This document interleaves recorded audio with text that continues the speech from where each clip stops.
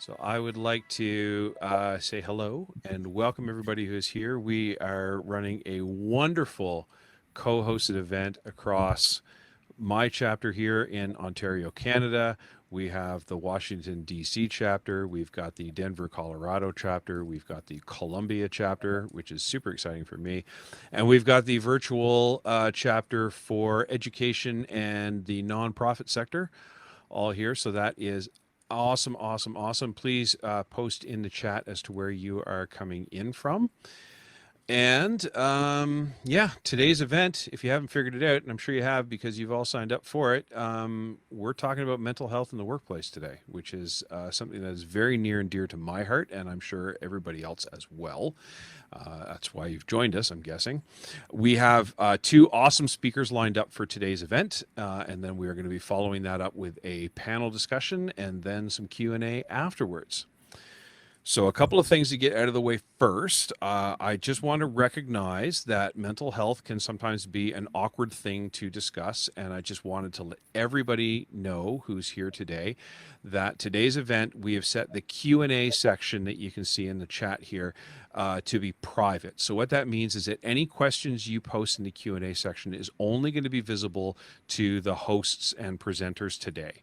So if you feel any need for anonymity, rest assured that there is only a tiny little group of very safe people that will be seeing your questions, and we will read your questions when we get to the Q&A section of today, and we will remove any type of information that may identify you, whether that be your name, the company that you work for, the city that you're in.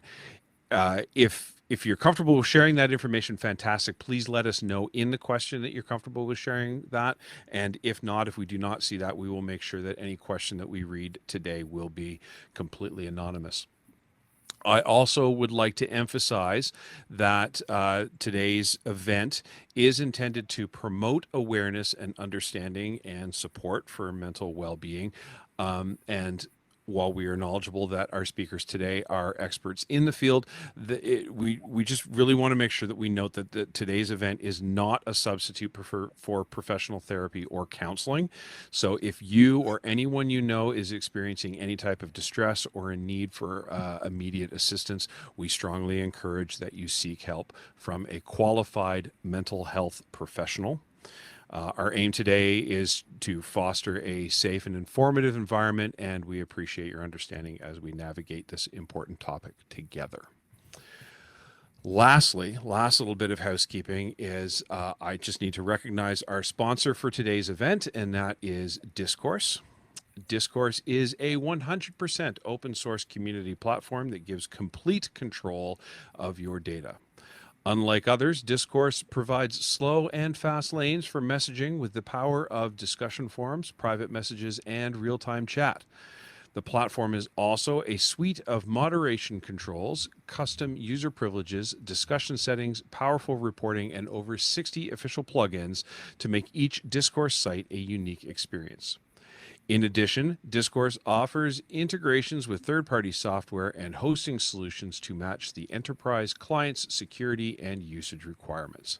And with enterprise hosting, they offer tight service level agreements of 99.9% uptime, a customer success manager, round-the-clock priority support, and they encourage you to unlock the power of Discourse today with a 14-day free trial. That is our ad, and thank you, Discourse, for supporting. Thank you, everybody, for coming out today. Thank you to our presenters. And to kick things off, I would like to introduce us all to Felix Koch. Koch? How would we pronounce that, Felix? You can say Koch if you wanted to, but it really doesn't matter. I don't mind. I will try that with my very Anglophone voice. Felix Koch. He is the co-founder and managing partner of Within. And please, Felix, take it away. Thanks so much, Pat. Yeah, I'm really excited to be here with you today. Let me just kind of get my slides up. I will just take a second and then I'll take it away, as you say. Perfect, Pat. Can you see the slides loading up? Does it work for you? Yes. Perfect. Good stuff. Yeah, welcome, everyone. I wanted to, it'll be about 15, 20 minutes, and it will be a short conversation, a presentation, and there will also be interactive elements to it. I wanted to talk about mental health and work. Sometimes you could also say mental health at work. And as Pat said, a bit of a content warning, many aspects of mental health will be discussed. And I'm not a mental health professional, so this is more educational and not a replacement for treatment, so that you're aware. I just wanted to, I did this little slide this morning. I just wanted to provide a bit of a introduction to maybe me as a person, Felix as a person. So you can see a couple of kind of moments here in my life that relate, I think, to mental health and relate to kind of the journey that we have in life. And everyone's journey, of course, is different. But I had these kind of stations in my life so far. So I had a heavy stutter as a child between ages 3 and probably 9. I had a very, very heavy stutter. I don't really know how it went away. I know that when I started school, I started less in English. That kind of maybe helped me there, but that was quite a profound experience to not be able to communicate that well. I met my wife in London. We wanted to have children. Couldn't have children, so there was a lot of kind of subfertility going on in our lives, and we went through treatment, and it was fairly, for anyone who's been touched by that topic, it's quite intense and highly medicalized. I started therapy in that context and have been in therapy for the last 10 years, and I'm very glad I came across therapy and had people in my life that helped me normalize it. I did become a dad, luckily, in the end, so that has a kind of positive ending, so to say. Moved to Germany 2 years ago after having been in London for such a long time, but I did very quickly after lose my sister to suicide in that case. So that was quite an intense experience. So I think what I'm trying to say with this is that we all have our stories, we all have histories, and everyone is, we always think, people live very happy lives and they are kind of, having jolly days all the time. And I think we realize at some point in life, everyone has very hard and very intense experiences and very, very troubling experiences. So I think this is just my way of maybe sharing a bit of, like lifting the curtain a little bit about life and all the things that it throws at us, and that's also totally normal. And life is about finding a way to deal with that and kind of cope with that. So that's kind of why I wanted to start with a bit of a personal look into me and what has shaped me. If I talk a bit about the professional side, maybe also the reason why I have been invited to speak to the CMX Connect community today, I've had, interestingly enough, I had 15 years of professional experience in a community setting. So we were an online community consultancy that did a lot of consumer insight work and also innovation work, speaking to hundreds of consumers on online communities every day to identify product opportunities, marketing opportunities. So I have a particular view into the community, so to say.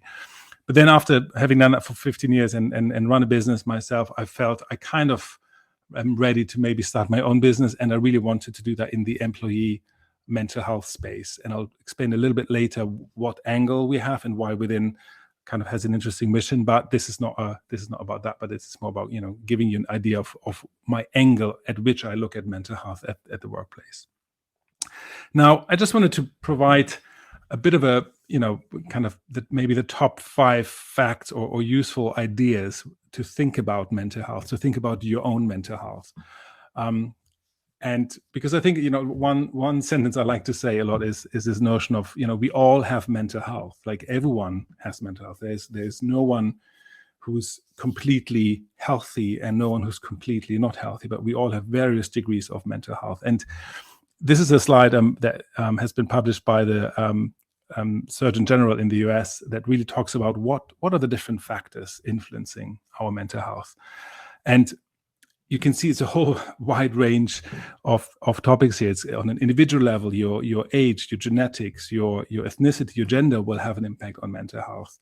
Your family, the relationships that you have with your family, whether you have children, whether your parents are around, siblings, all of those things impact that. The community you live in, the environment, the society we live in, a lot of these things will have a profound impact on our mental health. And I think that the key point that I really want to land with this particular slide is that it's not just you having mental health in isolation of all of this, but we exist in a much broader context that all has a bearing on our mental health and how we feel. And I think the really, really crucial point in this conversation is to understand, like, what does that even mean for me? What are the things that I can take away from this? And I think the first thing I wanted to land in this context of it's really complex and many things can influence your mental health is to really get very clear on what is in your control with regards to your mental health and what isn't. This is a visual I've taken out of a discussion that discussed COVID and it was made at the height of the pandemic, and the person making the diagram was really good at trying to identify in the pandemic, in this intense situation where we are locked up at home and we hear on the news how intense it is and people are losing their lives. What are things that I can control in that situation, like turning off the news, like thinking about following recommendations, like limiting my media or social media intake, how I do my own social distancing. All of those things I can control. And let's also identify the things that I cannot control.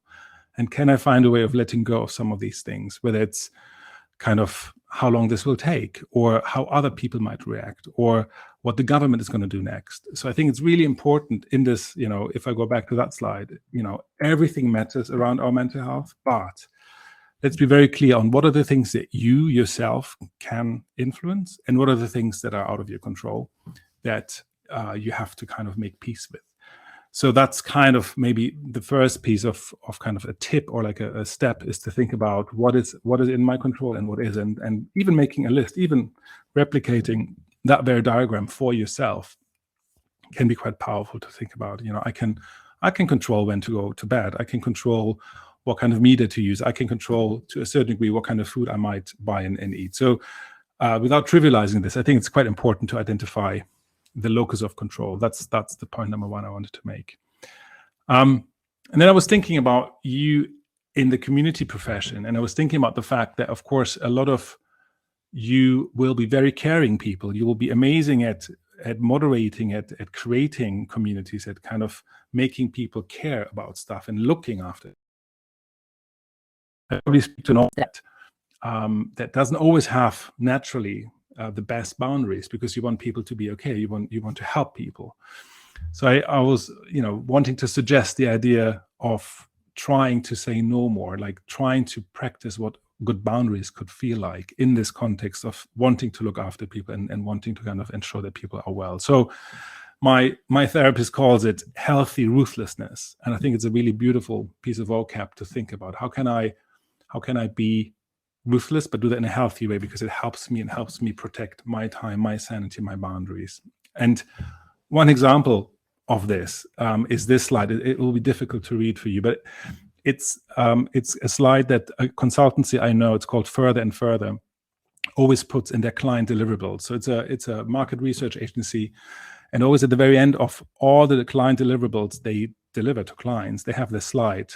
And here it talks about the fact that work is not everything, and that even their clients are not everything, and that they will hire people that they want to protect the boundaries. So they will not work with clients that don't respect those boundaries. They will not work with clients that kind of don't respect office hours.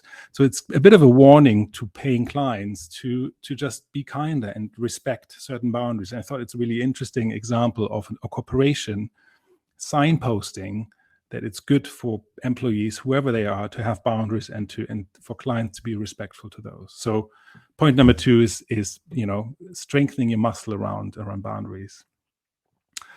The third one is very close to my heart, and it's something that has helped me a lot in the last 2 years, especially, is this notion of mental health being very strongly impacted by your social universe, by who you're connected with and how strong those connections are. So if I were to give advice to everyone, which I don't think I'm always in a position to, but if I were to do that, I would say, like, do invest in your interpersonal relationships that you have with people, your colleagues, your friends, also at work, so that you find ways to kind of connect with people beyond just work, beyond the day-to-day, but that you connect on a human level, on a level where we all share certain certain challenges in certain situations and bond over those. And those will be powerful in preventing issues relating to mental health and mental ill-being.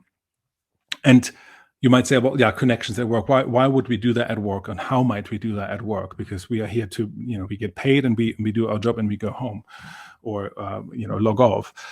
So this is just a couple of ideas that we might use and that we do at Within to kind of foster cultures of connection at work. So something you can do is organize randomized coffee connections where you pair yourself up with someone that you don't normally work with, and you grab 20 minutes on a Zoom call. You grab a beverage and you just have a conversation about things that you might have in common, without an agenda, without wanting to solve anything or do anything around project management, just connecting. Many organizations have employee resource groups that are quite powerful, that are around identity and passion points, that can foster a sense of connection and fight the disconnection that we have seen sometimes in the kind of pandemic.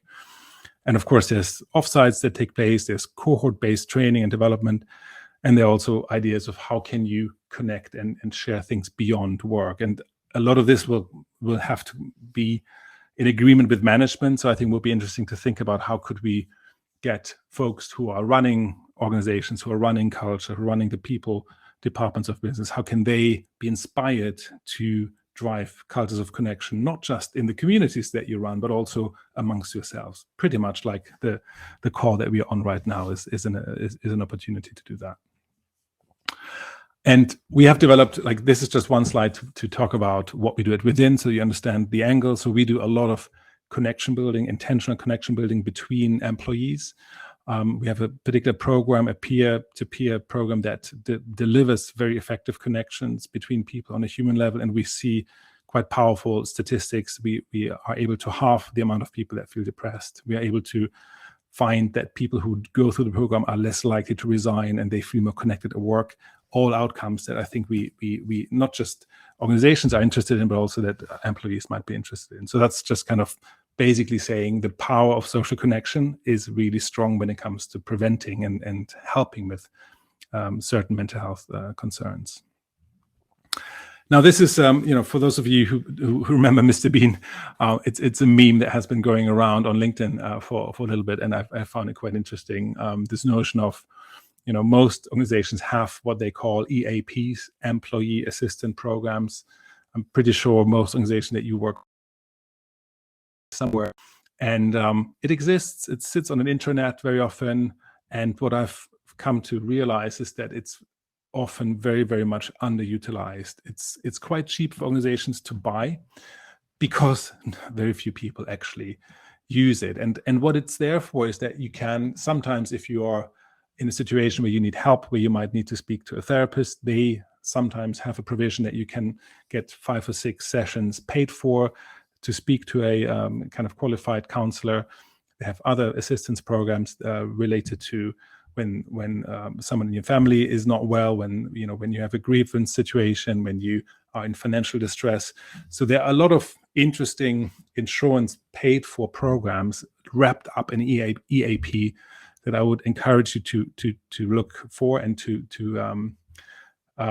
get resources on and information on, because it's very often totally anonymized, and it provides a lot of support that very few people are actually aware of and that very few people are actually using.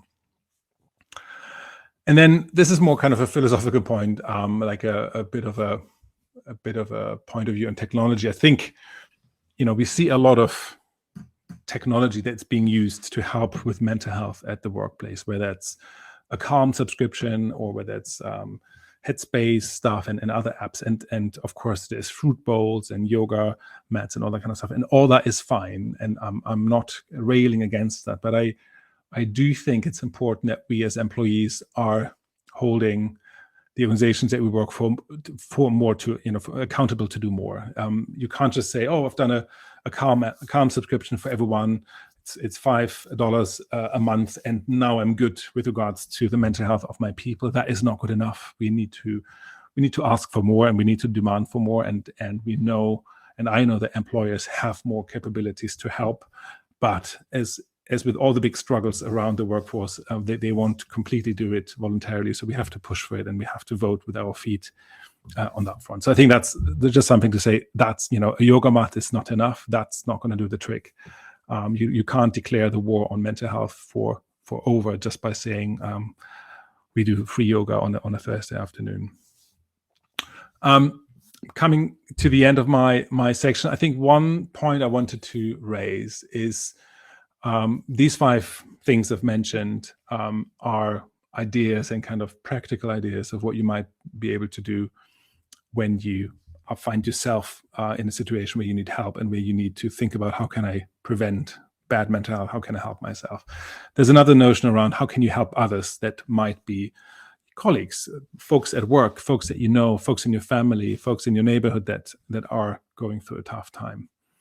And I found this kind of cartoon that I found is really powerful and really telling in what normally happens. So someone might have a mental illness, and then what often happens is that people say, "Oh, have you tried, going for a walk in the countryside? Have you done an ice bath? I have read online that you should be able to do this, and how come? My cousin had a really good experience doing that." So there's lots of advice and coaching and recommendations coming your way when you share that you might have a challenge, and it really, really often very much doesn't help. So the person here saying, just listen to my experience. So I think the key point I want to make in terms of if you want to help others, don't give unsolicited advice. It's so tempting to do, but unless the person has asked for it, just try and not do it. Use I statements, and with that I mean say things like, listening to your story makes me feel sad. I feel sad listening to your story. Don't say, "Oh, what a horrible story. What a sad story you've just told me." So don't make kind of generalizing statements that contain a lot of assumptions, but do mirror people and say something like, "I heard you say you had a really tough day at work." Nothing else. "I heard you say you had an argument with your partner." Mirroring is a really powerful way for people to feel seen and to feel witnessed. Use open questions, appreciate folks, tell them what you like about them, give them encouragement that's specific about what they have just shared. So those are small things that you can do in a conversational setting, and they won't save the world, but they will make a small dent in kind of making the other person feel seen and feel witnessed. So that's kind of what I wanted to share. I'll put a quick link to a 2-question survey into the chat so that I can improve on what I'm doing. If you like what you've heard, you can of course look me up on LinkedIn and kind of follow me. But I would love, I'm sure some questions have come up, and I'm looking forward to the panel discussion in a moment to see whether any criticism or feedback has been generated by what I had to say. But thanks, Pat, again for having me, and looking forward to the next session. Thank you. Thank you so much, Felix. That was great. Some great stuff to take away from there. And to let everybody know, the Q&A section is open. So certainly if you've got questions on this presentation specifically, you can throw your questions into there or into the general chat if you want, whatever makes the most sense for you. And now I would like to turn the stage over to Jen Junod. She is... Let's see what I got here. I got you are the developer advocate, or a developer advocate for Avian, and the host of Teach Gen Tech. And I'm going to say it. I'm going to say it out loud. Shit, you don't want to talk about the podcast. So I was going to say, I just do cool shit. That's basically my job. It sounds like the perfect job. We would all love the job of do cool shit. And if I could get a business card that just says does cool shit, I'd be all over it. So, Jen, the stage is yours. Wonderful. Thank you. Thank you. And hello, beautiful humans. As you heard, my name is Jen Janod, and welcome to Breaking the Stigma of Mental Health and Neurodiversity at Work. It is definitely something that is talked about and not talked about. And I feel like it's such a good picks up really well after Felix's. Felix, I didn't ask you how to say this, and now I'm going to get mixed up with Felix's, like me Felix. and okay, Felix. Thank you. And we talked about this before. As a heads up, I am not a mental health professional. There will be discussions about mental health topics. And I bring this up because there is going to be specific parts brought up. And just like, if it's too much for you, walk away. It's going to be your best bet. Shut it down or ask questions. Only you can gauge that. So we have a fancy dancy agenda slide. You'll find out who I am, understand a bit more about mental health and neurodiversity. What is the stigma and why do we want to break it? What do we do to self advocate and creating a supportive environment for yourself and others at work? And then some action items for you. It's going to be a lot of fun. All right. So I am always involving learning new things to overcome trauma I've experienced. So, y'all, I'm not going to go into details about it. If you want to hear a lot of details, you can go check out my podcast, Shit You Don't Want to Talk About. I will say on a high level overview, it crosses many dimensions and different times of my life that it really helped me be able to talk about this now. It is something that to this day, I have mental health struggles. I found out that a company here in Denver, wrote an article about me about being a tech leader here in Denver. And my reaction was not, oh my God, yes, this is like so ridiculously cool. It was, yeah, I don't deserve that. I don't know why they did that. And it's like that the backwards response to it. And those are still struggles I have to this day. And this is a big reason why, but not the only reason why.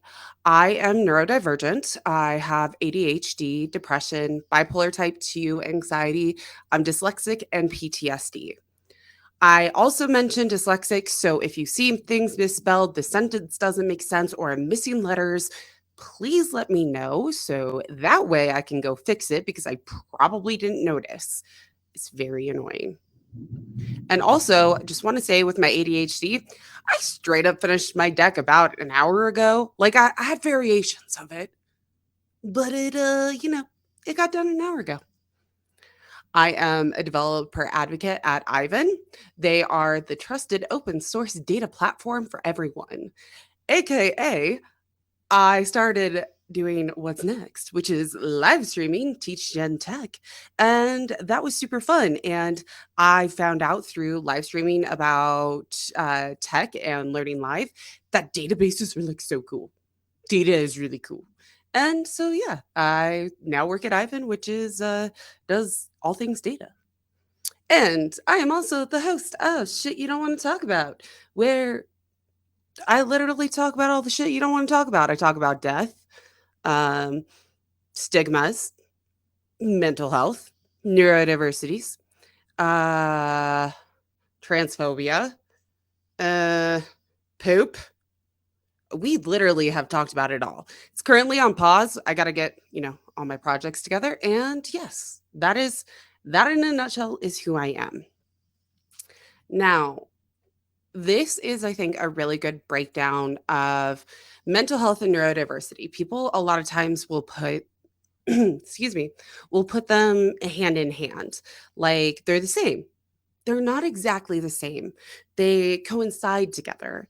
Mental health, as Felix also described it in his talk, is more about a person's condition with regard to their psychological and emotional well-being. So that's like the overall human. Like, how do they cope with normal stress? What about work productivity? And are you fulfilled by it? How do you contribute to community? Like, emotional, psychological, social, spiritual, physical well being. All of these go into mental health. Now, there are mental health conditions such as anxiety, mood disorders, psychotic disorders, eating disorders, addictive behaviors. And all of these are different parts of our mental health and they can ebb and flow. They're not something that just stays the same. So that goes into neurodiversity.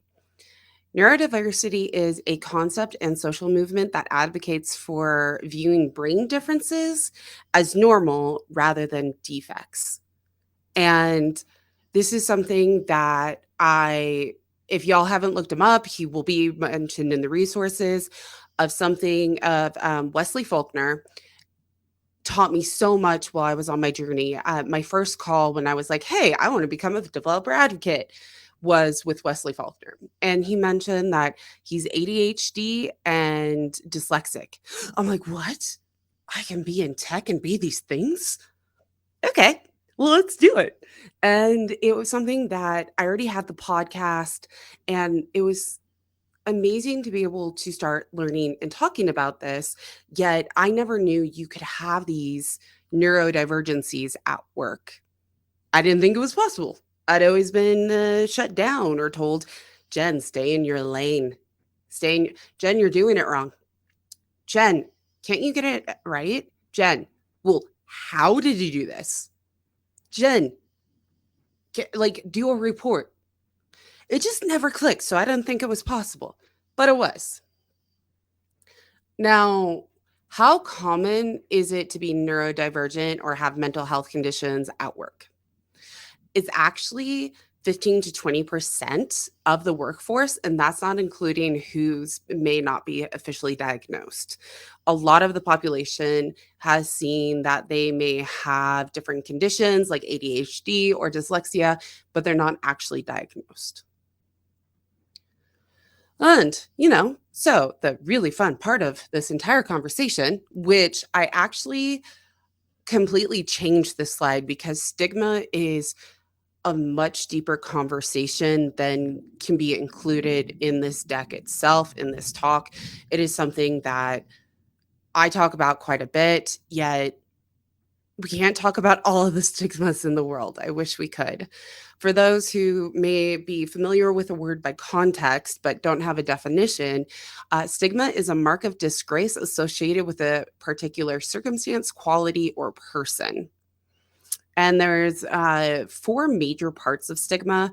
Self-stigma, like more of internalizing something, like saying, I'm in disgrace because I have ADHD.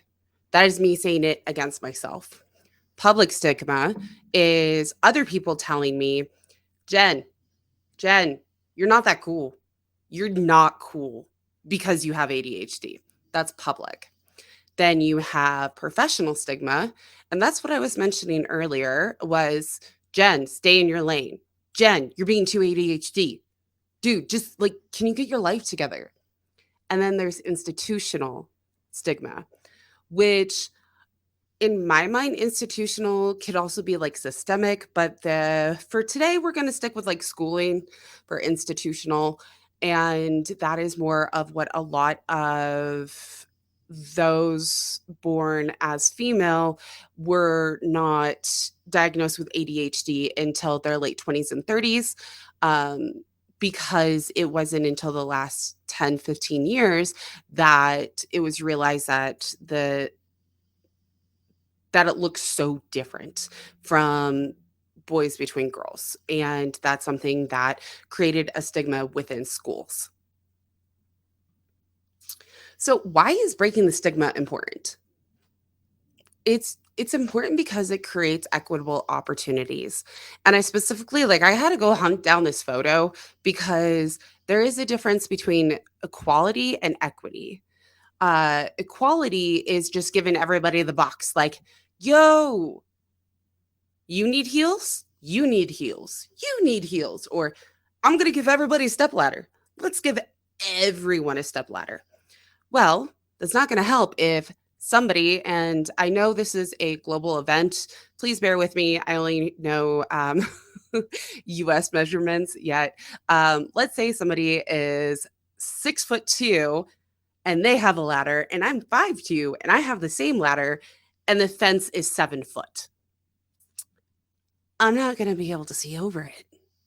So that is what equality is, giving everybody the same thing.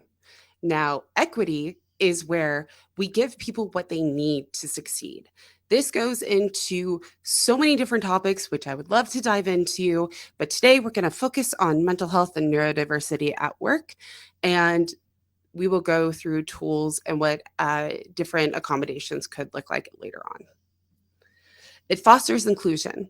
So inclusion is like there's three parts that really go together is diversity, inclusion, and equity. And each of these is inclusion is like saying like, hey, you want to like be a part of this book? Like do this book club with me. And I would go, dude, I'm not going to do a book club with you. I can't read. Well, I mean, I can read, but it'll take me like 6 months to read a book that would take you like a week. That is not including me in it. Like it's including me, but not really including me. Where if I am able to use a tool like text to speech or an audiobook, I'm being able to be included because there's different accommodations and being able to bring along everyone. It also promotes understanding and respect, which develops curiosity. This is a big part of why it's so important to break the stigma. A lot of times, these stigmas are created because we were taught them. We were taught that something is not cool. I don't know what other word to say for it. We're taught that it's different, so it's bad.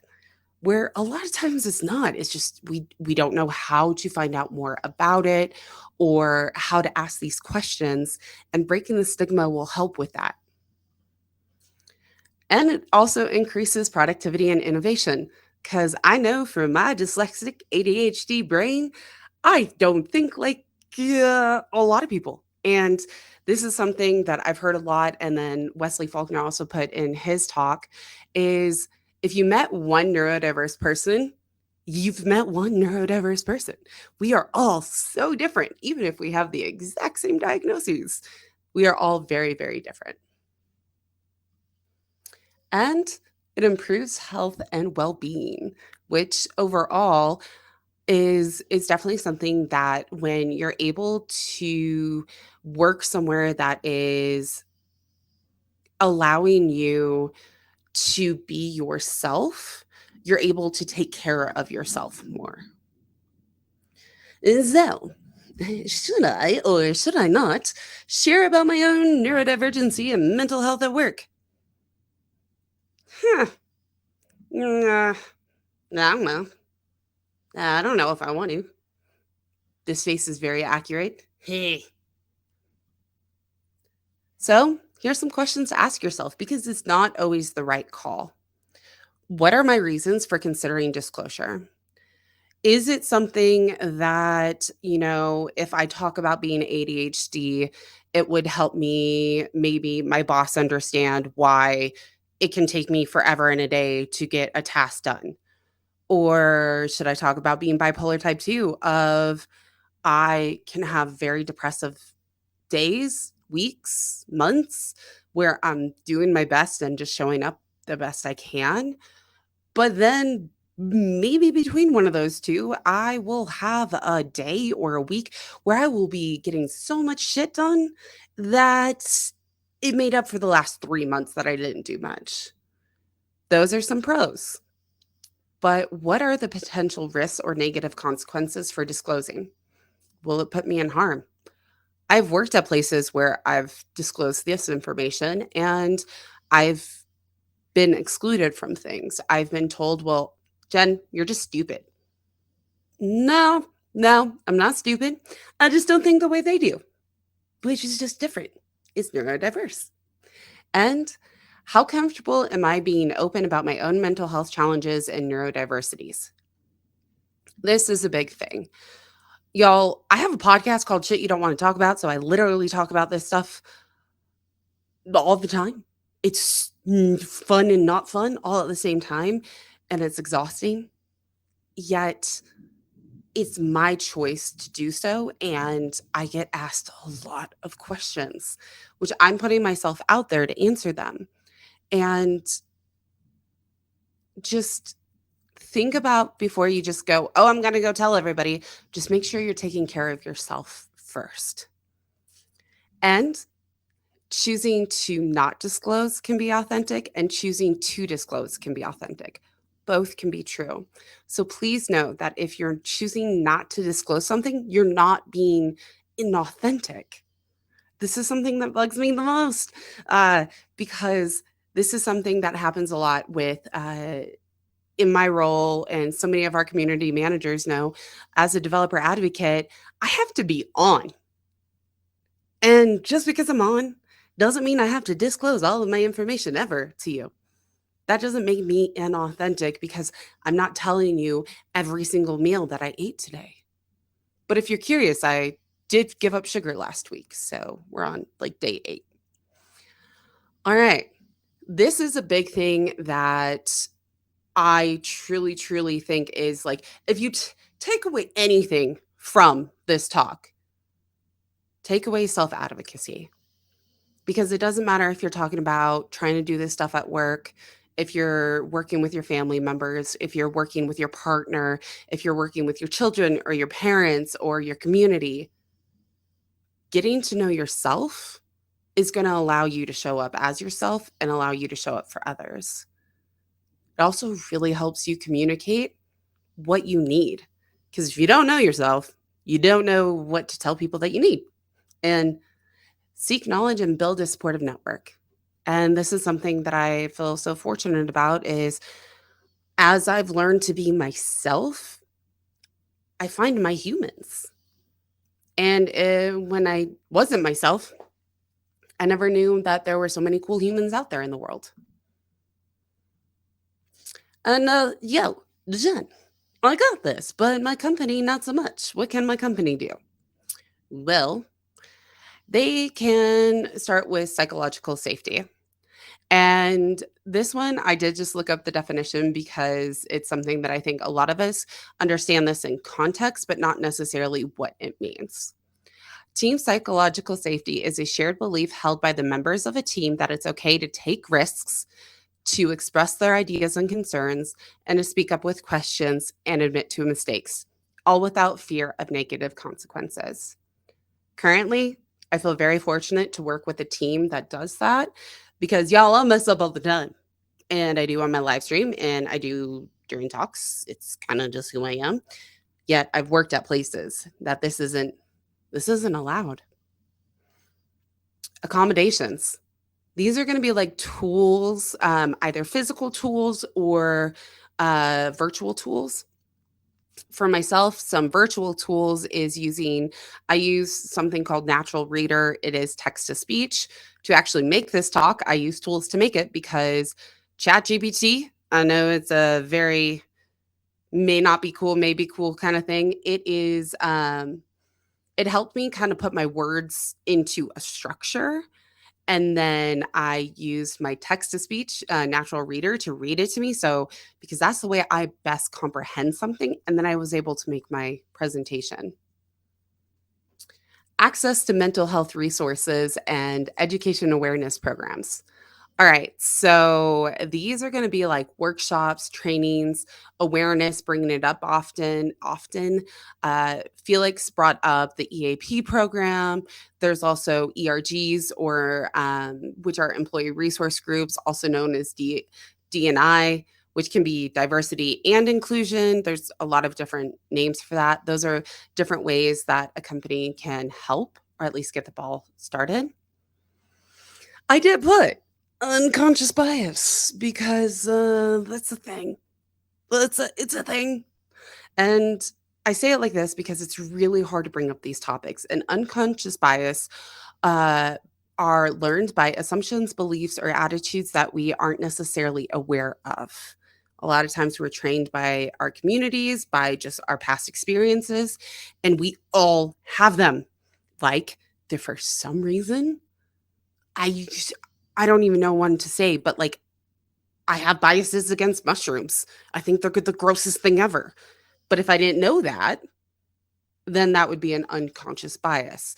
That's the best example I got for right now. But how to combat the unconscious bias is learning about the different types, how they may surface at work, and how to avoid them so you can build a more inclusive and diverse workplace. And a lot of times it starts with just acknowledging it and learning more about it with yourself. Normalize personal days without justification. This is a big one because for many of us, if we're having a bad time because of something going on in our personal life, I've been at companies where I've had to say, like, I had brain surgery in 2020 and my boss got mad at me for having brain surgery. That wasn't even a personal day. That was just like, why are you having brain surgery during our busiest time? It's conference season. What? Like, what? You don't normalize, like, we need to normalize these things so we can take better care of ourselves to actually show up at work. And inclusive hiring practices. This is a big one because we need to create a safe space for the interviewing practices, for the way we go through and put the job descriptions out there in the world. And again, so many of these I could go in on so many different spots, but we're not going to. We're just going to mention it. And how do we talk about this stuff at work? Listen actively. And I really liked what Felix said about mirroring. This is a really, really good way of saying that. Share knowledge, bring it up, just passing conversation. Hey, I read an article on neurodiversity. Sounds kind of cool. Ask open-ended questions. And that's like saying, hey, what's your favorite pizza? That's an open-ended question. A closed-ended question is, hey, do you like pepperoni on your pizza? That is a yes or no question. I like examples. They make my head work a bit better. Use inclusive language. A good example that at least comes to mind is I like to use the phrase, hello, beautiful humans. I didn't even realize I started doing that on the podcast and other people noticed, which is kind of cool. But something that may not be inclusive is, hey, guys. Some people say it is, some people say it isn't, but it's not gender neutral. So that is something to just show a difference of some inclusive language.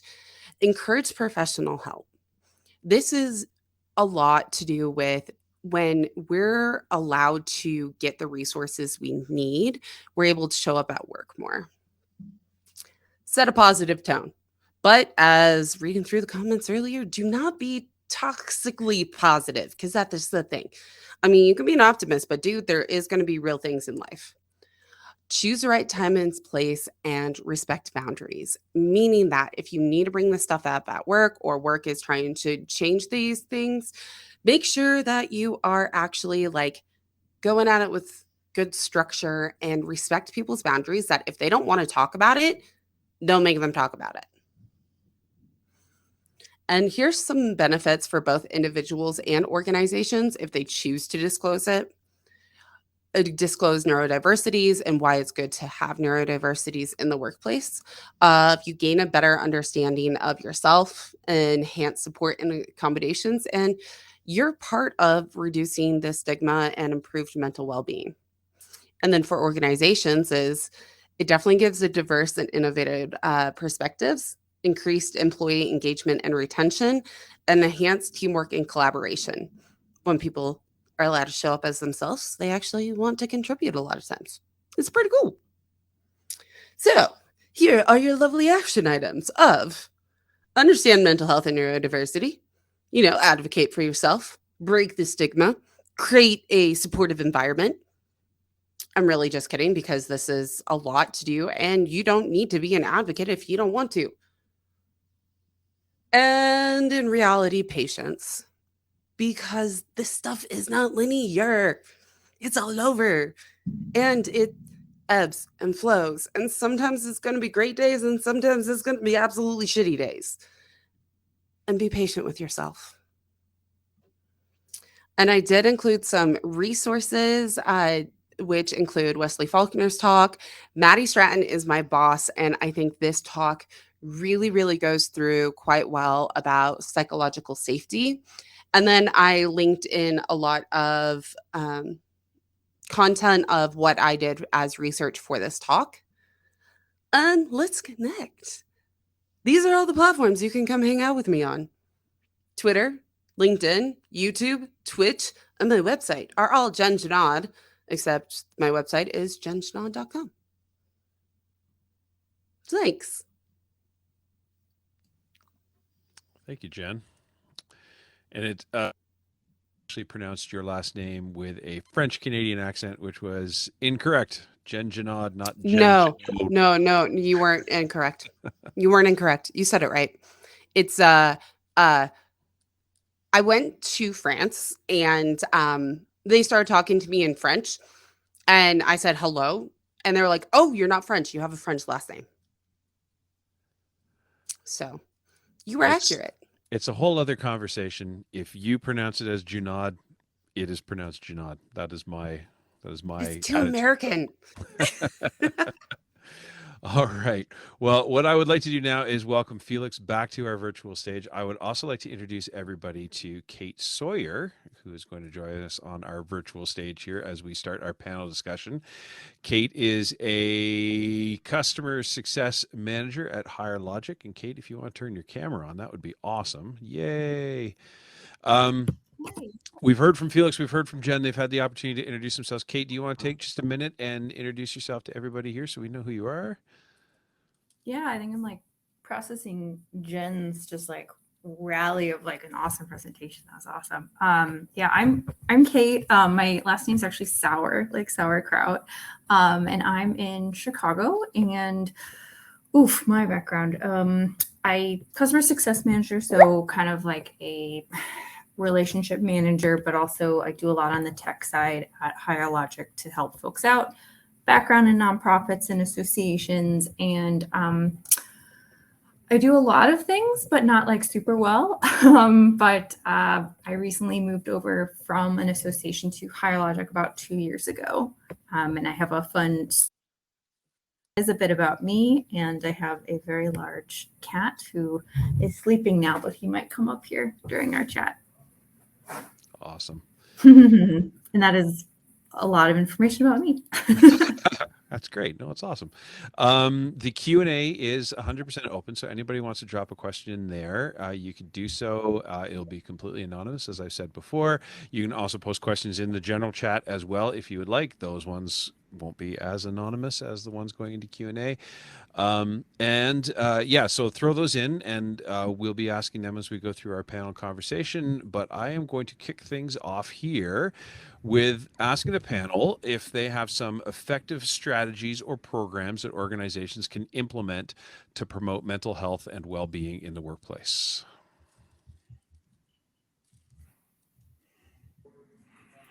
You mean organizations that we can recommend, or things that we've seen go well in organizations? Is that the organization that you currently work for, that I currently work for, what would be a strategy or program that organization might be able to implement to promote mental health and well-being? There's one like there's a quick answer to that. There's one organization that I'm not affiliated with at all. They're called Mental Health First Aiding, and what they do is a lot of awareness building. So they would be involved in smashing the stigma, educating people around mental health, how to identify someone who's maybe in a crisis. That's definitely good from an awareness point of view. I would say it's not enough to just know about it. You need to be able to engage on something, and you want to move the needle on mental health. Just knowing that someone is in distress is not going to help. So I would say awareness, really important as a first step, but you need to move into kind of prevention and kind of actually moving the needle on the actual numbers of people that feel not well at work. So that's my short answer to that. I have a couple thoughts on that. I think thought is companies will not do enough, and sorry, I'm like coming in strong. They will not do enough, and we have to look out for ourselves. So my initial thought of like number one things that corporations and organizations can do is like pay better and offer more time off.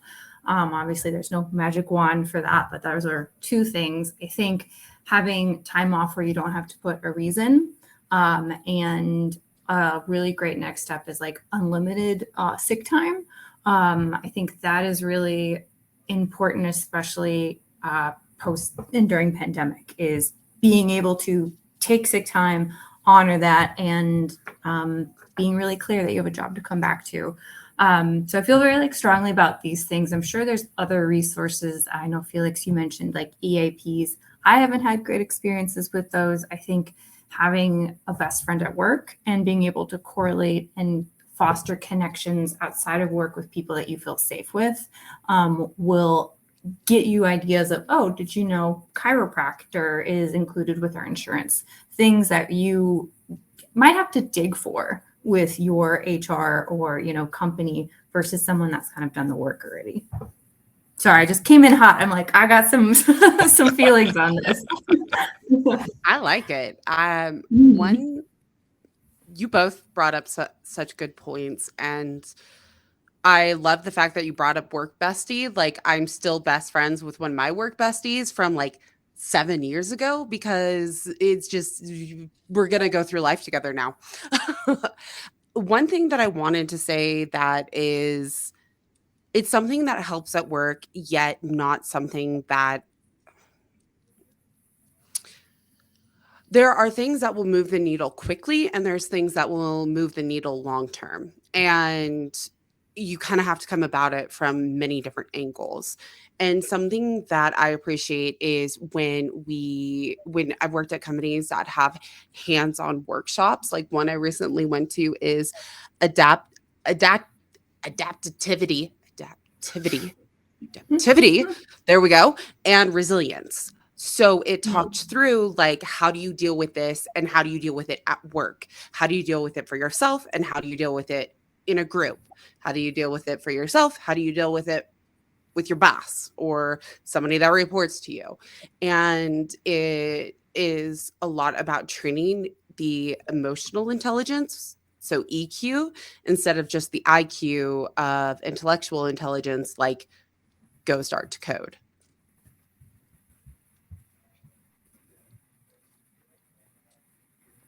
Yeah, that's great. I I feel particularly fortunate in the organization that I'm at, that the we call it the People and Culture Department. It's human resources, really, just with a different name.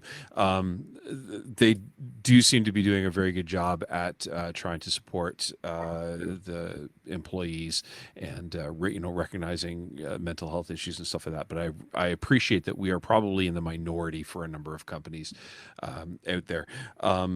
I would be very curious to hear if any of you had any thoughts on ideas, tips, tricks for individuals to be able to approach their HR departments, approach their management, approach their executive, because I can appreciate that a lot of people might be a little bit concerned about, how do I ask for these types of resources? How do I ask for these types of considerations to be brought in at a company-wide level, an organization-wide level?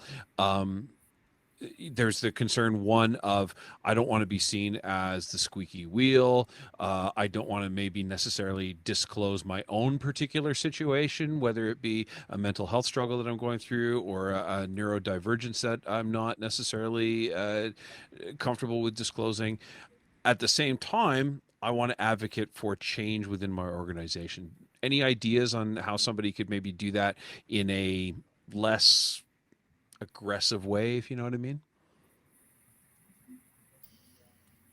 I have thoughts. uh, I'm working on the words to say it, though. It is always going to be your own personal gauge, because unfortunately we live in a world that there is always going to be a risk. I've worked at companies where I was let go for standing up for other people. I've been let go for also for having mental health stuff. It's not, and not all people are going to be in the same boat that this is getting me teared up, of being able to possibly lose their job for admitting that they're having mental health issues or that they need help. And it's something that's why, like, I put that slide in there, because ask yourself these 3 questions, because keeping yourself safe is so much more important than the shit people at work may put you through. I think having it where you have a therapist that you work with that can help you game plan this. What's the contingency plans if something does go wrong? What will you do long term? How will you recover from this? How will you recover if they shut you down? How will you recover if they use it against you? They retaliate? And also, what will you do if they're okay with it? And now you're actually getting the help, but now you have to talk about it. What do you do then? Because that's a new scary thing. And it's definitely something that I would say my personality is just to go, yeah, I don't know what I'm doing and I need help. And I heard this is a really cool thing. I want to try it. So let me try it. That's not exactly where I've worked in corporations where that's not an option. And I was able to say to my boss, and this is actually where, Kate, I love that you brought up your work Steve, because when I was on sales and like call center, and we had the requirement was you got a 15-minute lunch or two 15-minute breaks and a 30-minute lunch. That's it. 8-hour day dealing with really mean people. But because my boss knew that I was dealing with a bunch of shit, have dealt with a bunch of shit, but I could really sell, he would give exceptions for me and my work bestie to go walk around the parking lot like 7 times. So that way I got it off of my plate, and then I would go like sell 5K. So it was something that you don't always need to change the system, but make differences for your just having conversations like a work bestie or just to your boss or somebody else that can influence your environment. Mm-hmm. What I was going to add on to that in terms of like actually like influencing like company decisions and things like that from a system and process is like, I have had success talking to and forming those bonds with like leadership and then having them advocate on my behalf. Long-standing relationships, especially if your company has acquired other folks, is that has helped being like, hey, we need leadership to mirror like they're taking mental health days. They're blocking off time for, work-life balance. They're taking an hour lunch. They're following those processes that to. And if your people leader isn't, that might not be a safe environment for you in general. And that's going to affect everybody's mental health. Mm-hmm, mm-hmm. Yeah. I think this is spot on. I think I've seen that, if you look at leadership, you will, if you have like, let's say you have 10, 12 people in leadership, like who are really in the higher echelons, there will be 1 or 2 of them are likely to have, of course, everyone has mental health. So all of them will have had issues, and some of them will have been open about it, maybe 1 or 2 or 3. And I've always found that it's unlikely to be HR actually, because they are even more reminded of red tape and all the law and all the kind of legal requirements. But very often you find someone, whether it's head of operations or someone else who has maybe personally or on LinkedIn or somewhere been a bit more vulnerable about having issues, having been to therapy, these kinds of things. And I think often that's a good way in and say, hey, maybe you get time with those guys at various points. And I don't want to say disclose, but kind of try and find an in and say, hey, I've got these things. Do you have advice of how I should navigate the organization? And, I remember my boss disclosed to me that they were in therapy, and that's the reason why I went to therapy. I was like, that's great. And now I've been, once I was running an 130 people office, I would stand up on Friday and say, I'm going to have therapy tomorrow. And that, I know that helped other people. So it's finding the right people and then role modeling for everyone else around us. So those are I think you're spot on. Talking about setting boundaries, which is something that came up in your presentation there, Felix. Certainly something that I am still trying to figure out how to do properly. One thing that I think might be a somewhat easy lift for a lot of people in their organizations, because I think this comes across as not overly aggressive, I guess to say, is in our organization, we've started including in our email signatures the following. At the company where I work, we work flexibly. So while it suits me to send this email now, I do not expect a response or action outside of your own working hours. Now, what I like about that is it is giving permission to the receiver of that email that they can respond whenever it is suitable for them to respond. And even if I'm sending it at 10 o'clock at night or 2 in the morning or what have you, um, I've given the permission to the receiver to respond when it is appropriate for them. But by doing that, I have also then passively set my own boundaries as to I'm going to respond, I'm going to send this email when it's suitable for my working hours as well. And I think something along those lines, again, I'm not being super aggressive. I'm not saying, look, I'm only going to answer emails between 9 a.m. and 5 p.m. or whatever, but I'm also very just, I'm stating, I think, quite clearly in something like that, that I've got my working hours, you've got your working hours. Emails will be sent during those periods of time.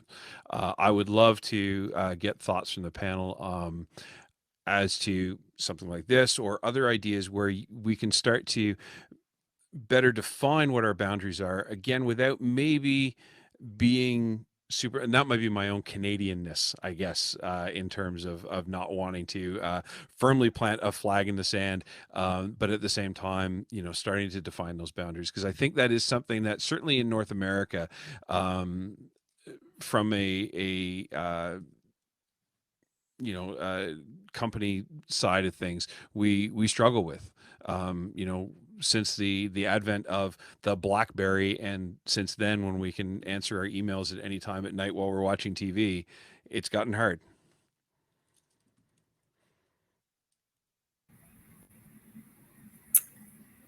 Yeah, this is a tough one. I think I was going to do like a stream of consciousness, but I was thinking something that would be more concrete that's worked well for me is I do everything. And if I give you a link and there's not availability, you don't get my time. And I think that's hard when we have like a people pleasing tendency at a lot of companies. And I work in retention, so customer success, of like escalations, something isn't wrong, sales expectations, and finding that in between. It's, this is what I can do for you, and this is what I can, right? And I think that is hard for, I think, some people to swallow, but it has helped me tremendously be able to own my own time, block off things, and be able to say, I have to leave at this time. And the consequences, like, you might be unhappy. And that is so hard as a former people pleaser to say, I know this client is unhappy right now, but will they still renew? Yeah. Will they be unhappy right now? Yeah. And that's okay. So just Calendly has saved me in so many ways. And so please use it, everyone.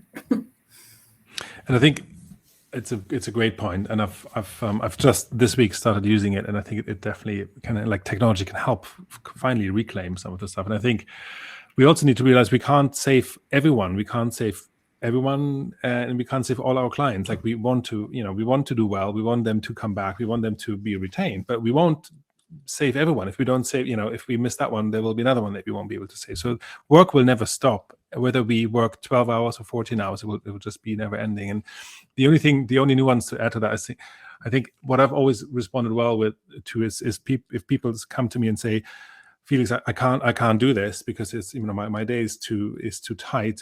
I can do A or B.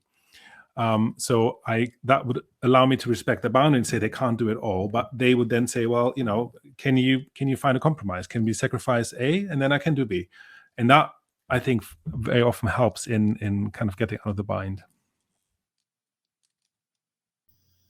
For myself, and something that's really worked well is setting expectations of,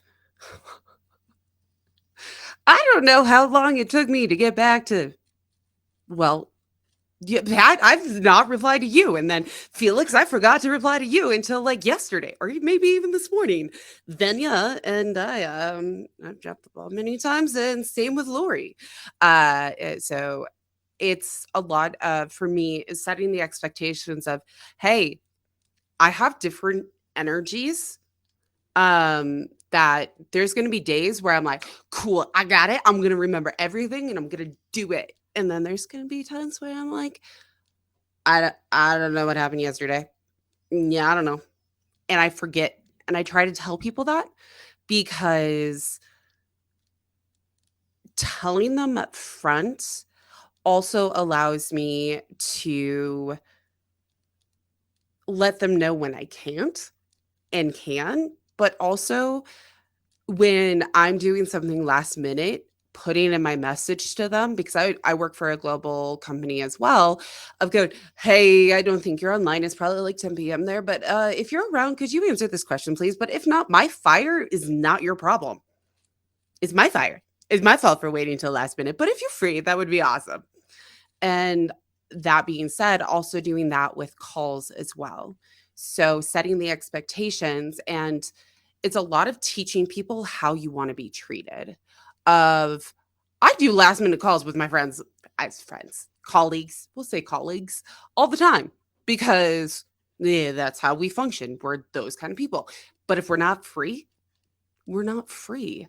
It's not always going to work out well. And being able to be like, cool, dude, you free right now? Let's work this out. Or no, dude, I'm not free.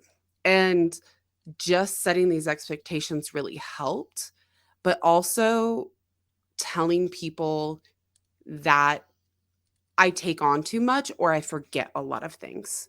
Cause I am that out of sight, out of mind thing. Like I'm supposed to be working on this developer champions program thing. And unless we're doing it during the co-working session, I don't get a lot of movement on it. So learning that, I was like, hey, y'all, we need to set up like a 2-hour co-working session once a week so I actually work on this. Because if we don't, I'm not going to do it. And if there's somebody else not there, I'm not going to do it. So you don't need to talk to me. You just need to be like on the other side of the screen.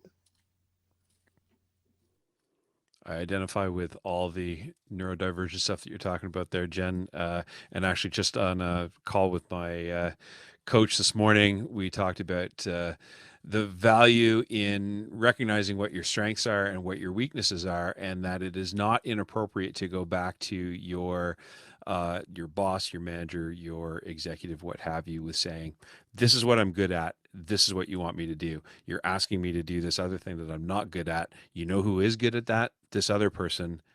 We're going to be better off getting that person to do it. It's not my strength. And there's probably some empowerment there. At the same time, again, and maybe this is my people pleaser, my Canadianness. I don't know what it is. I know that I'm personally going to struggle with turning some of those requests down. But if I can get over that and start to get more comfortable with it myself, then yeah, everybody's better off. I'm better off. I'm healthier. My boss is better off because the work's actually getting done by somebody who's good at doing it. All that type of stuff. Do not disturb. Sorry, I almost forgot that. Do not disturb on your phone. Like on iPhones, if you do not disturb, you can customize it, but it will make it so that way you can't even see the notification numbers. So you could do whatever you want and you're not getting notified that somebody tried to ask you to do something. It's one of the biggest things in my life. It's funny with the whole, tech stuff, and I'm old enough to have started before we had, essentially pocket computers that allowed us to access email and instant messages any time of day. Um, it's it's a really, for me, interesting two-edged sword, in that in one way I love the idea of being able to send somebody a direct message, and um, in my head it's always like, when you have the time to deal with this direct message that I've sent you, deal with it. It is not necessarily something you need to deal with right now. Whereas if I went up to a coworker's desk and I'm literally standing right next to them, clearly you need to deal with whatever it is I'm coming to you right now because I'm standing right next to you. If I just send you a message or an email, you kind of get to it when you want to get to it. The flip side of that, obviously, is as we're receiving these messages, it can be very hard for at least some of us to not feel the need to deal with it as soon as it comes in. So it's an interesting, again, double-edged sword that tech has brought us to. So yeah, do not disturbs, or set to busy or what have you, or even just knowing in your heart that I don't have to deal with it this second. I can get back to this in an hour. Is a good thing. Just two quick things to that point. One, when I arrived in the UK, I'd never been in an open plan office before, because in Germany I worked for half a year and it was smaller offices. So I come into this room, I'm like, you mean like there are 150 people here typing on the phone, and you expect me to like do a deck like in this situation? It's like I was completely horrified. So I got these 3M kind of there's no technology, it's literally just blocking out noise. So I just bought these for me and my team, and everyone loved them. And also when you wear them, no one comes to you to disturb you and ask you a stupid question, because you look like you're really intensely doing stuff. So that's one. And then I put a link in called Manual of Me. If you work with teams, if you work with coworkers, you can just fill in a quick questionnaire of your working preferences, and then the other person also does it, and then you're like, oh, that's how you process information. Great. Oh, you're you get up early. Great. I don't. So perfect. And then 100 misunderstandings don't occur, and you work much better. It's really good.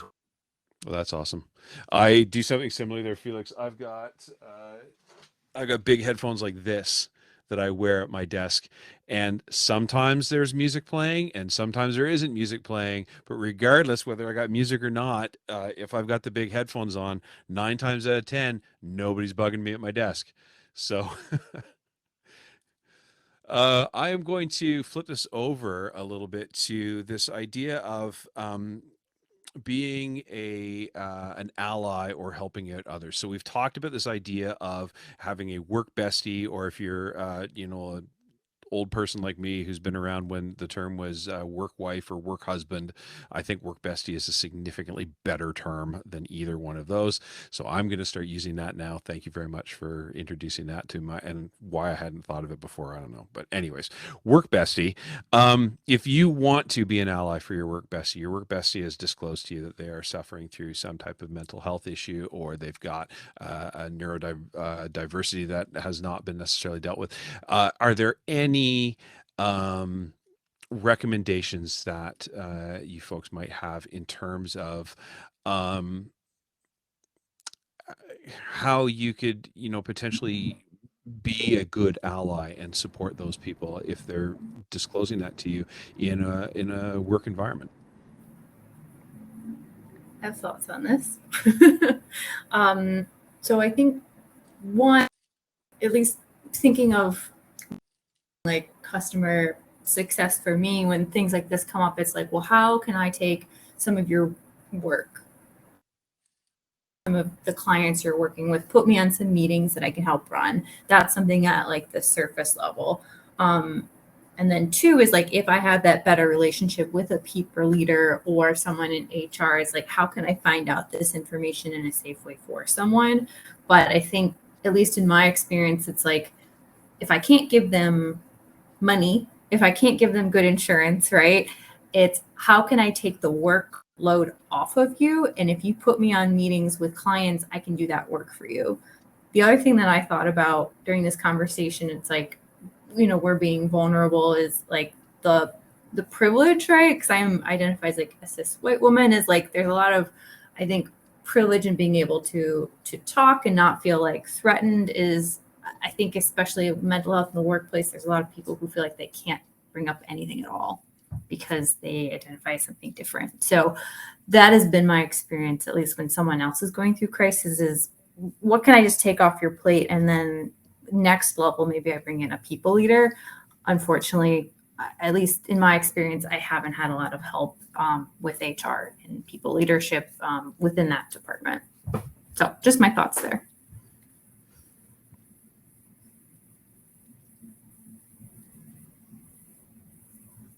Felix, Jen, anything you want to add to that? Well, I think I can. As a white straight guy, I I had to eat a humble pie on what it means to be an ally and how to do it, what not to do. So my main experience has been I cocked it up, and I had to learn a bunch. I think the main thing I would, from that point of view, I would say is that it's for example, I took paternity leave, which was unpaid at the time, and I looked after my 9-month-old for 3 months, and and my employer couldn't fire me, which I was at the time proud about. But of course, everyone's like, well, your wife is doing like 3 times that amount, so how come you are being celebrated on LinkedIn for this stuff, and your wife just expected to be able to do that? So I've learned. I think I've tried to learn an element of this stuff. I think it's just like remembering that that it's very difficult to feeling, and that it's impossible to really know what they're going through. So just doing a lot more listening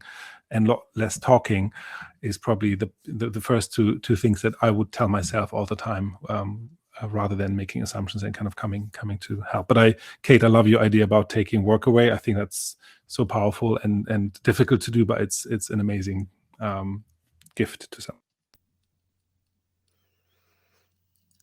I would say, at least with my experiences, and my work besties that I'm still best friends with today, is at work, it's not always the work itself. It can be the environment that they're in. And the humans that I care about most, that I'm still friends with, are people that were being discriminated against for race, for their sex, for their, like, there's a lot that went into it. And I really appreciate that Felix called it out of like, I'm a short white chick that's straight. That is also very bubbly and annoying. I can be, believe me, I know. And yet watching them be discriminated against was heartbreaking, and having to choose, what can I influence and what do I help them out with? Because me going up and saying, bitch, why are you talking to my friend that way, is not going to be helpful. Sometimes it is. I'm scrappy, but also being able to be in the room of saying, hey,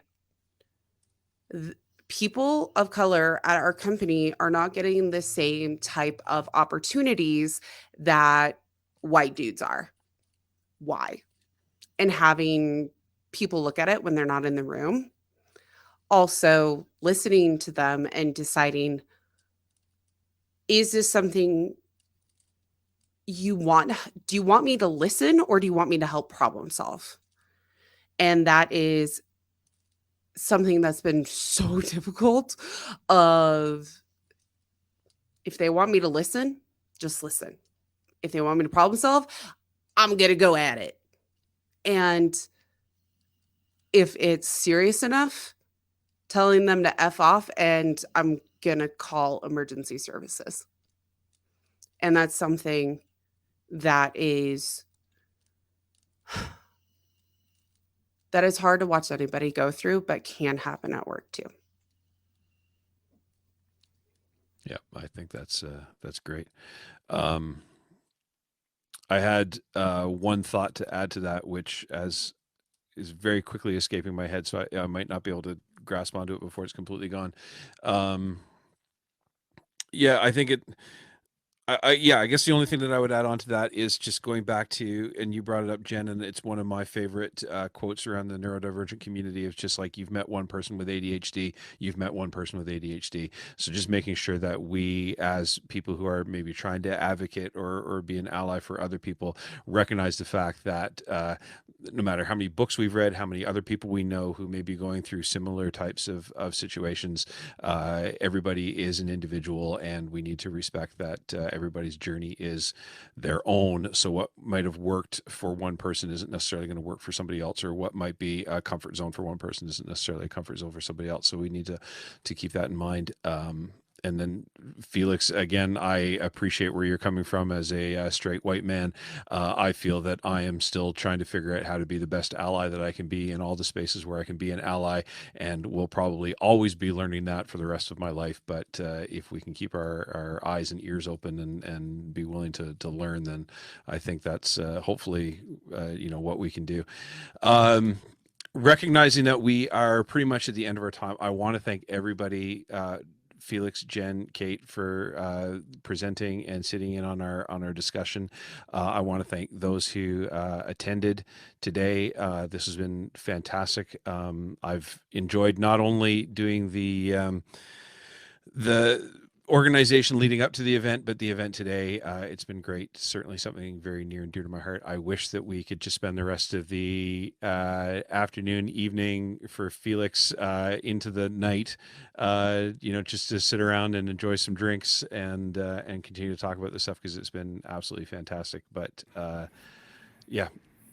Thank you, everybody. I will close with just letting everybody know that if you've enjoyed this event, make sure that you sign up for membership with your local CMX chapter. You can also check out, if you don't want to sign up for a specific chapter, you can check out any events coming up at events.cmxhub.com.